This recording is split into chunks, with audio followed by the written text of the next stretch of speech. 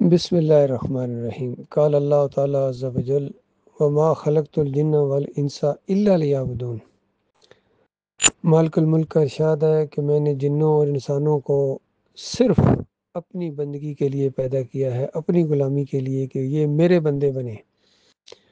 اور اگر دنیا میں انہوں نے اللہ کی بندگی کی اور اس غلامی کو، اس بندگی کو ثابت کر دیا، تو مالک فرماتا ہے میں اپنے ان غلاموں کو، اپنے ان بندوں کو ایسا انعام دوں گا جو دنیا کے بڑے بڑے بادشاہوں نے کبھی تصور بھی نہیں کیا ہوگا، اور ایسی ایسی نعمتیں ان کی آنکھوں کی ٹھنڈک کے لیے تیار کر کے رکھی ہیں جو کوئی نفس نہیں جانتا، کسی کان نے ان کی خوبیوں کو نہیں سنا ہے، کسی آنکھوں نے ان کا نظارہ نہیں کیا ہے، کسی دل کے اوپر اس کا خیال تک نہیں آیا اندازہ لگائیے۔ ایسی ایسی نعمتیں اللہ نے ان کے لیے رکھی ہوئی ہیں جو دنیا میں اللہ کے بندے بنے، وہ کسی اور کے بندے نہیں بنے۔ یہ ان کی سب سے بڑی خوبی ہے، کیونکہ دنیا میں کسی نہ کسی کی تو بندگی کرنی پڑے گی۔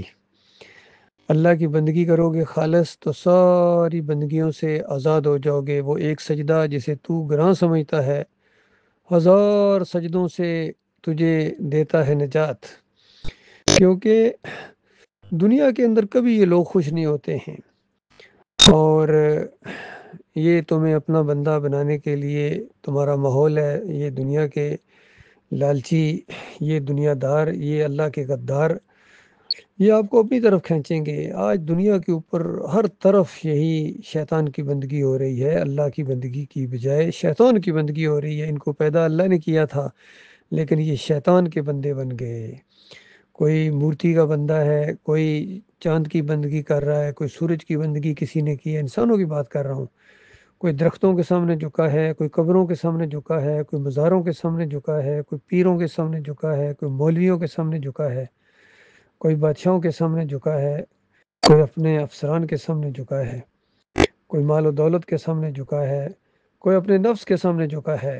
یہ ساری بندگیاں جتنی ہیں، ساری بت پرستی ہے، اور ان سب کے اوپر اللہ نے لعنت کی ہے، اور ان سب کا ٹھکانہ جہنم کی آگ ہے۔ ہمیشہ کے لیے ان کو وہاں جانا پڑے گا۔ ان غداروں کو، انہوں نے اپنے مالک اور خالق کے ساتھ غداری کی ہے، بے وفائی کی ہے۔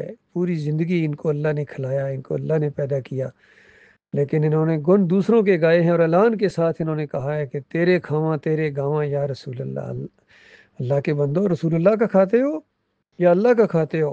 رسول اللہ بھی اللہ کا کھاتے تھے۔ تمام انبیاء کو اللہ نے روزی دی ہے۔ اللہ اگر کسی کو مشکل میں ڈالا، کسی کو، تو وہ نہیں نکل سکا اس مشکل سے جب تک اس کو اللہ نے نہیں نکالا ہے۔ کتنی مثالیں دی ہیں اللہ تعالیٰ نے۔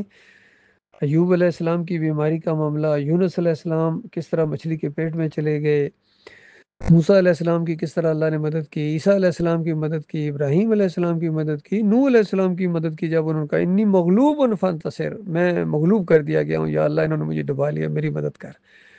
تو اللہ تو اتنی طاقت والا، وہ انبیاء کی مدد کرتا ہے۔ تو اللہ کے بندوں غور کرو، آج جو پوری دنیا میں یہ کفر و شرک پھیلا ہوا ہے، اور ہر جگہ یہ جنگیں، میزائلوں کی بارش، نفرتیں، یہ صرف اور صرف عقیدے میں خرابی کی وجہ سے ہیں۔ یہ معاملہ ہے۔ غور کرو میرے بھائیوں، خاص کر اس دور کے اندر ایک خالص دعوت جو اٹھی ہے توحید کی، سارے ان شرک کا رد اگر کسی عالم دین نے کیا ہے، ان طاغوتوں کی نشاندہی کی، ان کی آنکھوں میں آنکھیں ڈالی، نہ کسی کی پگڑی کا خیال کیا، نہ کسی کی گدی کا، نہ کسی کی بڑی افسری کا، اس اللہ کے بندے نے صرف اللہ کا خیال کیا ہے، ایمان کا خیال کیا ہے، توحید کا خیال کیا ہے۔ وہ ڈاکٹر مسعود الدین عثمانی رحمۃ اللہ علیہ، اور ایک جماعت انہوں نے بنائی، لیکن آہستہ آہستہ پھر شیطان کا وار ہوا، اور مسلمانوں کو کبھی بیرونی طور پر نہیں دبایا جا سکتا ہے۔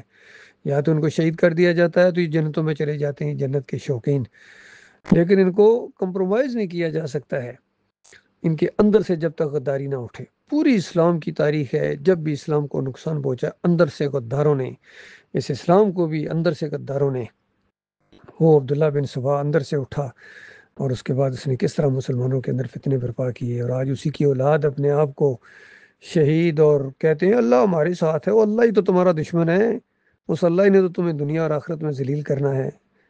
گھوڑے کے پجاری ہو، مزاروں کے پجاری ہو، پیروں کے پجاری ہو، اور شرک کے رکھوالو، تمہیں اللہ تعالیٰ نے اتنی بڑی بڑی رینک اس لیے دیے تھے تم شرک کی رکھوالی کرو اور شرک کے جھنڈے بلند کرو۔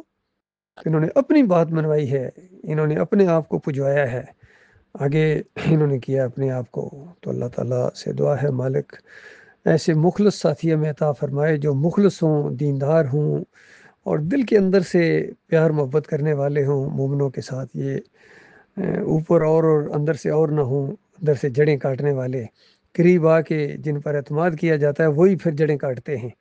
تو ان دوغلوں کو، غداروں کو، نمک حراموں کو اللہ تعالیٰ ہم سے دور ہی رکھے تو بہتر ہے۔ اور اللہ تعالیٰ چھنٹی کرتا ہے، دور کر دیتا ہے مالک ان کو۔ یقین کیجئے مالک کے کون کون سی نعمتوں کا شکریہ ادا کیا جائے۔ اللہ تعالیٰ مخلص لوگوں کو لائے گا۔ اگر تم نے اگر ایمان کے ساتھ یہ دعویٰ کیا ہے دوغلو، تو کیا سارے تمہاری طرح ہیں؟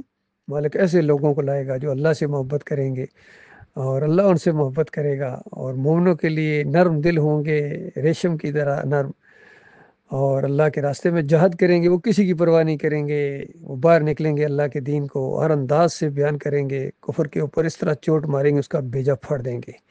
تو اللہ تعالیٰ ایسوں کے ذریعے مخلص لوگوں کے لیے رنگ جاں بدلی کرے گا۔